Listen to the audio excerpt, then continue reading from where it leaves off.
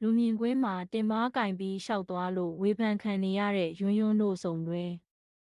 အခုဆိုရင်တော့ယွန်းယွန်းဟာရွှေဆိုင်ပိုင်ရှင်တထေးသားနဲ့အတူတူပွဲတက်ကသူမရဲ့ချစ်သူကိုချပြခဲ့တာပဲဖြစ်ပါတယ်။ယွန်းယွန်းရဲ့ချစ်သူကလည်းသူတို့တွဲနေပြီဖြစ်ကြောင်းလူတွေသိအောင်ယွန်းယွန်းရဲ့ခါးကိုဖက်ကာပွဲတက်ခဲ့ပါတယ်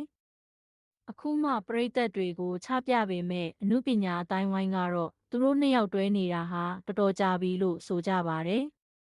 ယွန်းယွန်းဟာသူမရဲ့အရင်ရေးစားစီသူဝင်းနဲ့တမီးရေးစားတဘာဝပြောဆိုထားတဲ့စာရီအတန်ဖိုင်တွေပြန့်နှံ့ခဲ့ပြီးနောက်ပိုင်းမှာအမှုပညာအလုပ်တွေရပ်နာကပရိသတ်ရှိကပျောက်ကွယ်ခဲ့ပြီးအခုမှသူမရဲ့ချစ်သူအသစ်နဲ့ပြန်လည်ထွက်ပေါ်လာတာပဲဖြစ်ပါတယ်။မကြခင်မှာသူမရဲ့ချစ်သူနဲ့ရွှေလက်တွဲသွားမလားဆိုတာကတော့စောင့်ကြည့်ရမှာပဲဖြစ်ပါတယ်။ဆက်လက်ပြီးတော့လည်းအမှုပညာသတင်းတွေတင်ဆက်ပေးမှာဖြစ်လို့အပေါင်းလေးနှိပ်ပြီးအသေးလေးပေးခဲ့ပါဦးရှင်။